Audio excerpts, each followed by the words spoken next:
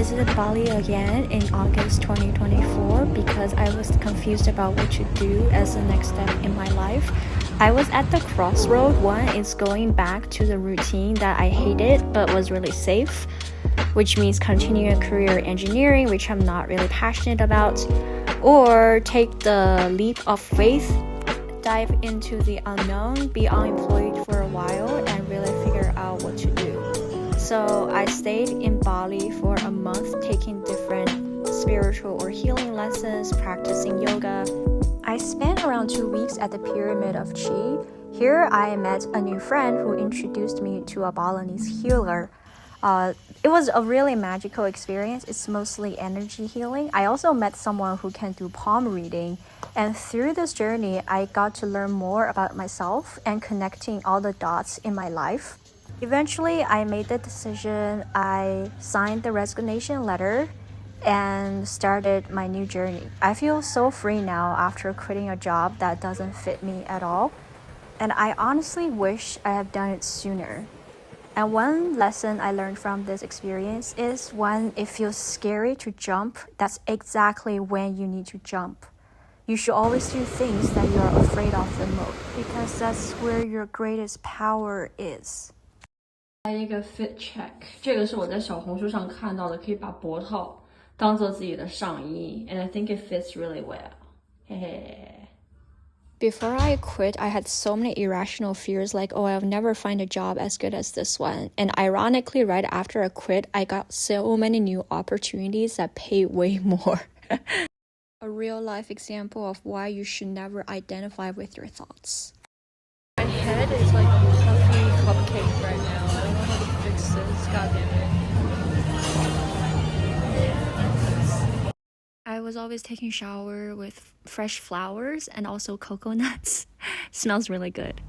Hello everyone, first day in Bali. And yesterday I actually came to the great realization in the problem in a lot of my relationships. So previously I thought my relationships were failing and I was meeting the wrong people because I was doing something wrong, and that's why people are treating me that way. But now I realize how other people treat you has nothing to do with you. Just think about it. So when you meet a nice person, how do they treat bad people? Like, are they going to just curse at them without notice or talk shit behind their back, blah, blah, blah? No, in the movies, when good people meet a villain, usually they'll do it in the right way. Okay, so if other people are treating you badly and you don't have bad intentions yourself, it's usually their fault. And through therapy, it's usually that you need to look back at your past to see where the wrong values are rooted in your head. And I actually did a lot of work on this, like by journaling and reflection. And that's when I realized it all started back in high school when I first came to the US. So my aunt and my uncle, they're first generation immigrants. And I don't know what hit them, but they think all the new like mainlander Chinese people are very rude. Okay, I know there's like a stereotype like Chinese people are rude, blah, blah, blah. And they somehow despise on their own people. And growing up in this familyhood, I was always told that I didn't consider for others enough, I wasn't nice enough.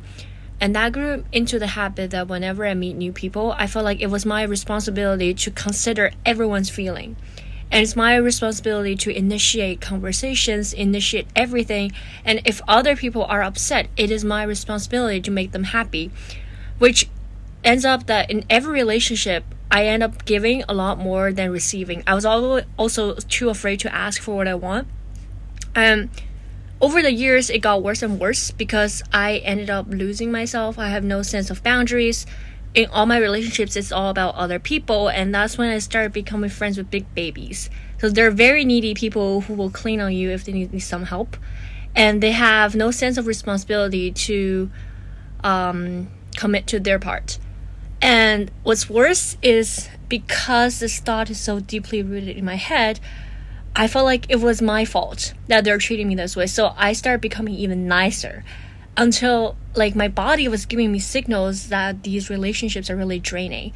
And now it took me a lot of work to unwire these negative beliefs about myself and getting out of this these relationships, and that's when a sad realization hit me, is that I actually have no real friends. Like, all those friendships that I thought were friends, they were just leeching off from me. I actually basically have no friend who valued who I was as a person, other than what I can offer to other people. So I would say I spent quite a long time by myself for a year. I spent 1 year like traveling around, figuring out what I like. And that's when I realized my life was fucked. Okay, it's like I was always orbiting around other people, trying to be there for others, that I completely lost myself. I don't know what I like. I don't know what kind of people I want to be in my life. Instead of me chasing others, I don't know what kind of people I want to be in my life. And yeah, it's just, damn, limiting beliefs really limit your life.